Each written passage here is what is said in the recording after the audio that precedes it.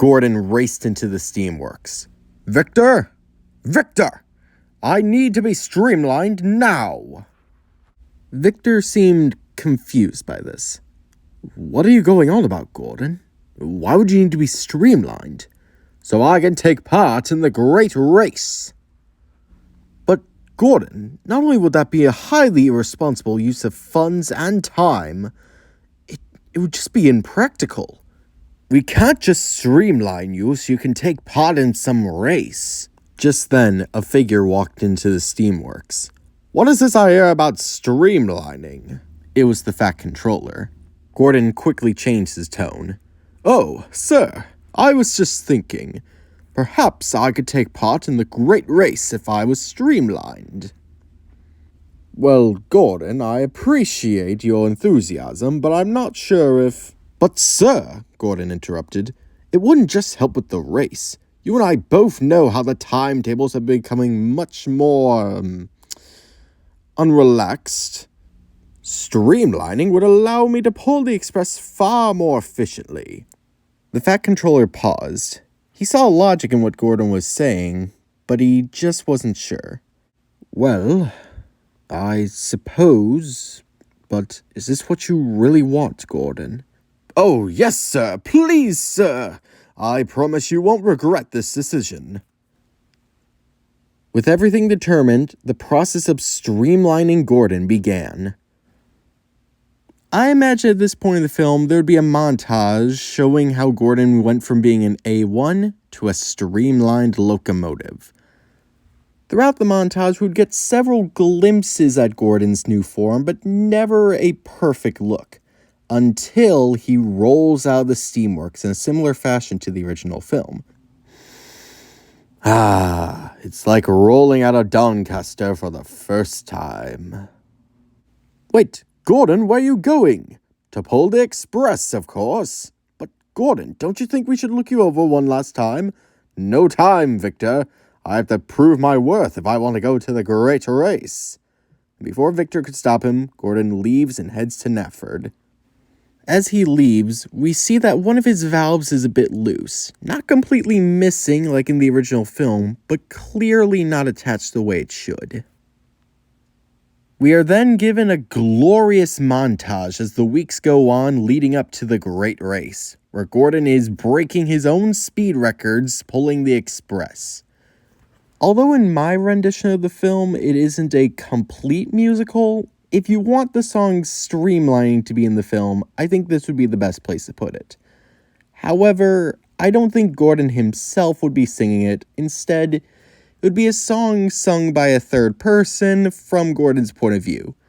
Think kind of like how the song We Make a Team Together was clearly from the point of view of Thomas, but not literally sung by him. At the beginning of the montage, a lot of the engines are quite jealous of Gordon. However, by the end of the montage, the engines are more concerned than jealous. Gordon has been pushing himself further and further, trying to break his own records after already beating them. It's clear Gordon's running from something. Some of the engines try confronting Gordon about this. Gordon, are you feeling okay?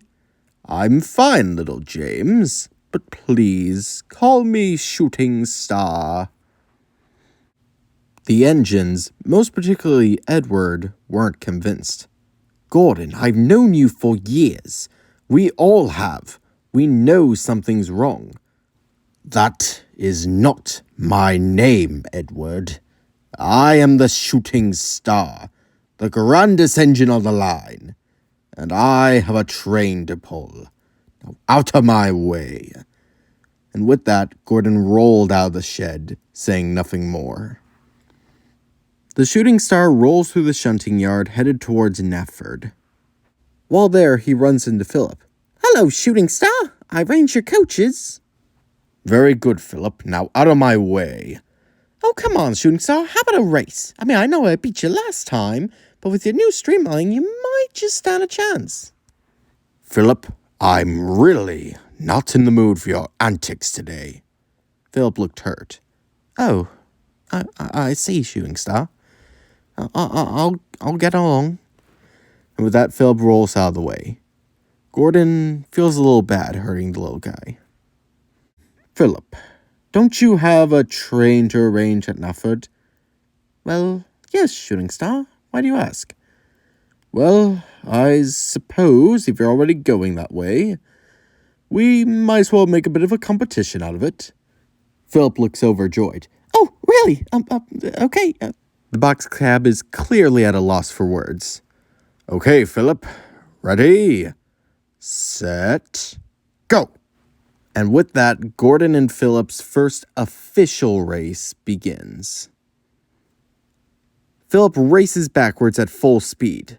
However, his top speed is nothing compared to Gordon, much less the Shooting Star. However, throughout the entire race, in an almost out-of-character action for him, Gordon pretends as if he's struggling to keep up with Philip. The two are neck and neck as they enter Nufford, and at the last moment, Philip wins the race. I did it! I actually won! Gordon smiled a little bit. Good job, Philip. Now go arrange your train. I have an express to pull after all. Sure thing, Shooting Star. And with that, the little box cab raced off. Gordon's driver began to speak with the big blue engine. Why'd you let him win? He reminds me of myself, driver. When I was his age, I wanted to prove that I was the fastest. Oh, and that's not what you're doing right now? You get yourself streamlined to make yourself faster. When your friends question you about it, you tell them to leave you alone. You really don't have any respect for them, do you? Gordon looks annoyed, then sorrowful. That's the problem, driver. I do respect them. I respect them as my fellow engines. I respect them as my allies. And most of all, I respect what they think of me. That's why I don't want them to see me as Gordon, the engine who was afraid to face his siblings. As Shooting Star, I don't have to worry about any of that. Because Shooting Star is the fastest engine on the line. Really? Because I could have sworn I just saw the Shooting Star lose to our little old Philip. Huh, please. I might like the little box cab, but Philip will never be my equal. And with that, Gordon's driver climbed into his cab, and the Shooting Star rolled to the front of the express, preparing to leave, unaware that Philip heard everything he said.